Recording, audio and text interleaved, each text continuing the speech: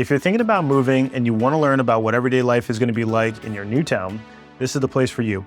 On Open House, we sit down with local, top producing real estate agents to help you find the best places to live in DC, Maryland, and Virginia. So if you don't want buyer's remorse and you want to find your dream town, we are here for you. So go ahead and book a free call with us and we'll help guide you to the area that is right for you. Now, let's jump in and learn about your new home.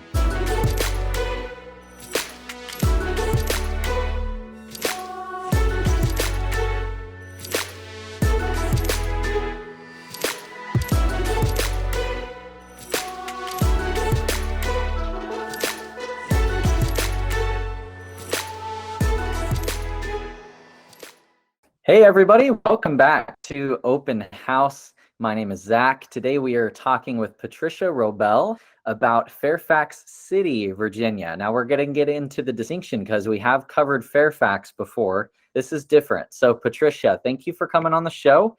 I am curious if you could tell me a little bit about Fairfax City and what the difference is between Fairfax County and Fairfax City and Fairfax in general.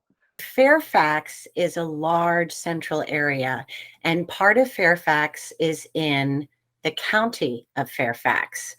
It's a suburban area. And then there is included in there is the city, the historic city of Fairfax, which is not part of the county. It's its own government.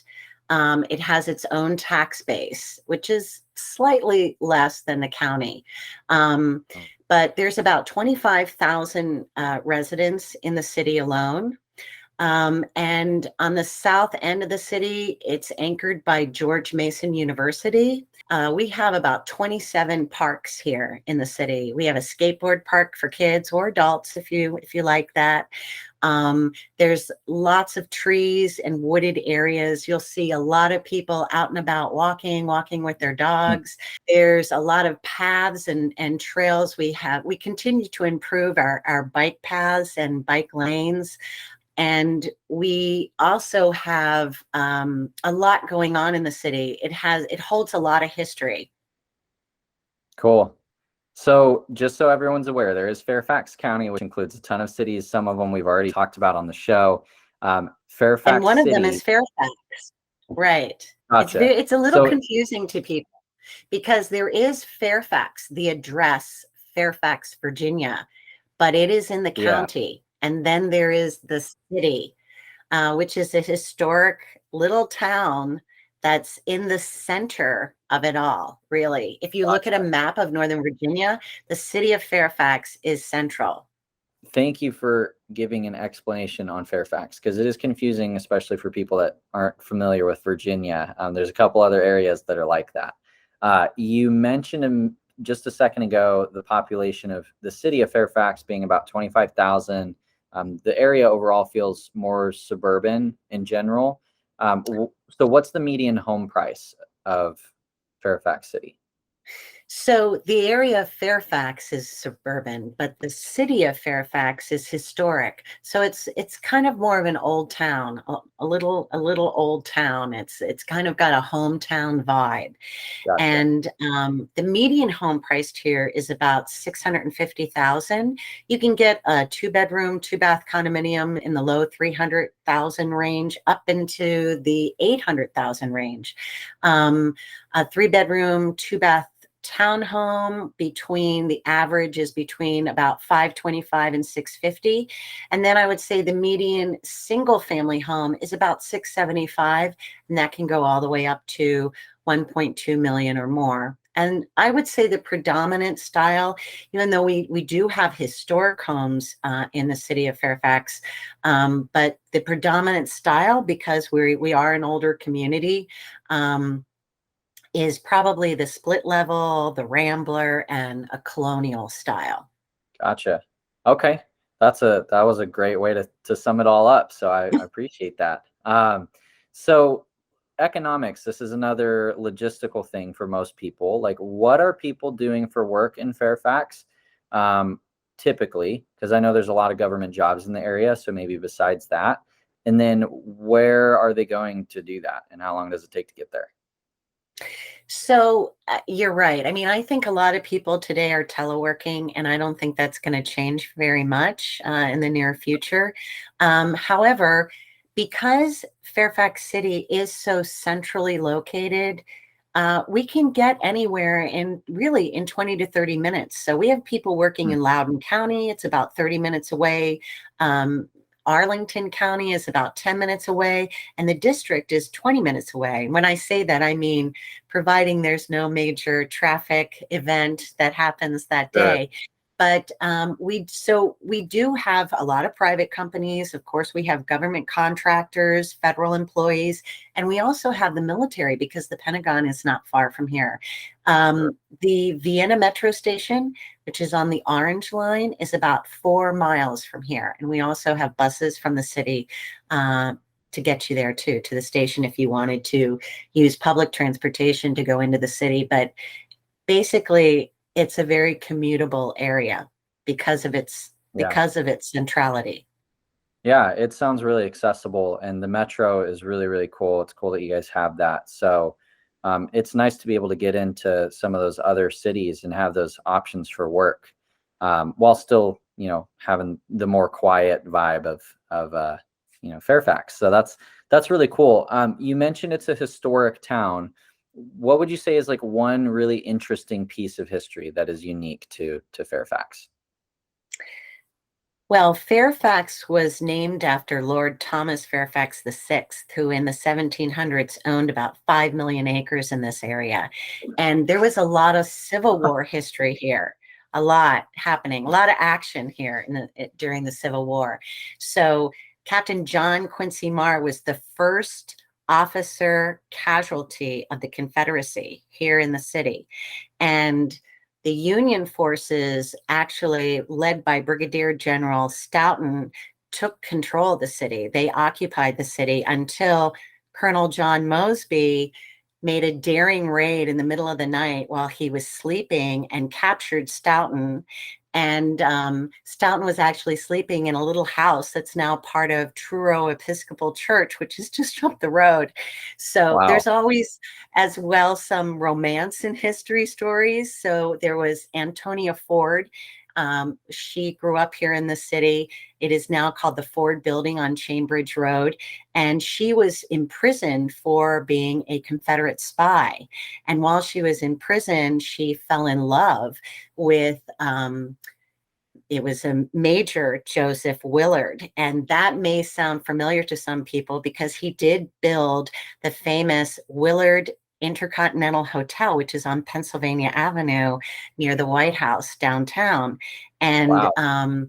they later got married, and their son built the Old Town Hall, which in the early 1900s, a lot of the residents would go there to see the picture shows. So, and then we have there's a lot of history here. We have the Blenheim House, which was a home during the Civil War that they gave over to be a hospital. And that is famous for its walls, which have all these writings from the soldiers who were actually treated in that hospital during the war. So there's Wow. there's a lot of historical tours and things that go on, and there's a lot here That's for a little crazy. town. Yeah, yeah. No, that's cool. And I'm sure, if someone were to do their own research or even visit, they'd be able to, learn more about that and experience it. So that's a lot of really interesting stuff. Um, that's cool. So let's talk about like everyday living, especially for families, for starters. What are like the main high schools in the area that people, want to look out for? And what other schooling offerings do you have? So there's three high schools in the area: Fairfax High School, there's Robinson Secondary School, which has a baccalaureate, international baccalaureate program, and then there's Woodson High School, which has an advanced technical program. And we also have quite a few private schools in the area. Okay, cool. That's definitely good to have those options.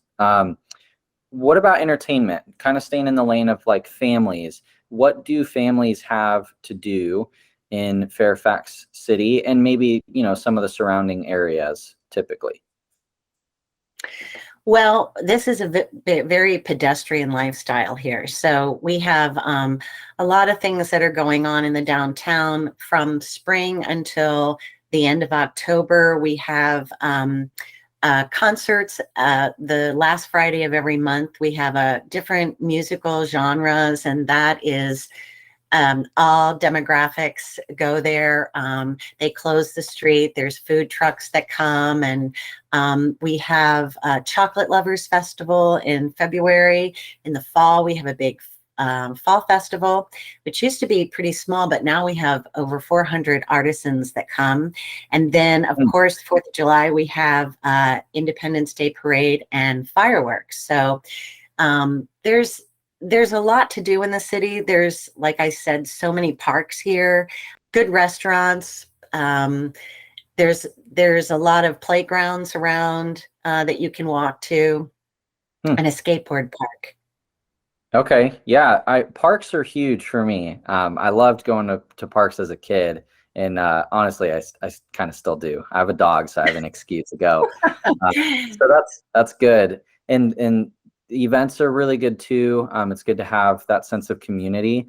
So I'm curious about adults. Let's say it's date night. You mentioned there's a couple good restaurants. Like, are there wineries, bars, good shopping, even not just in Fairfax City, but in the nearby areas, and where do people go to do that?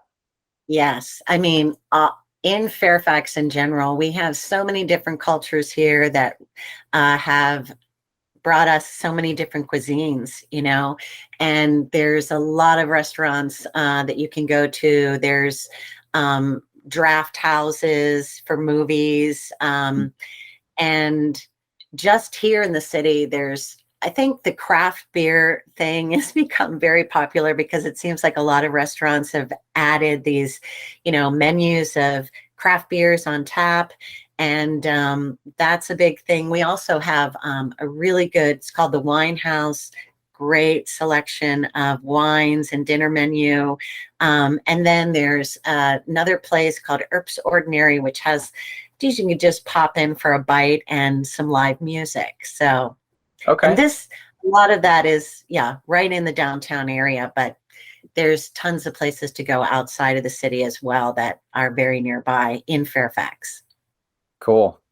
Yeah, that's really good to know.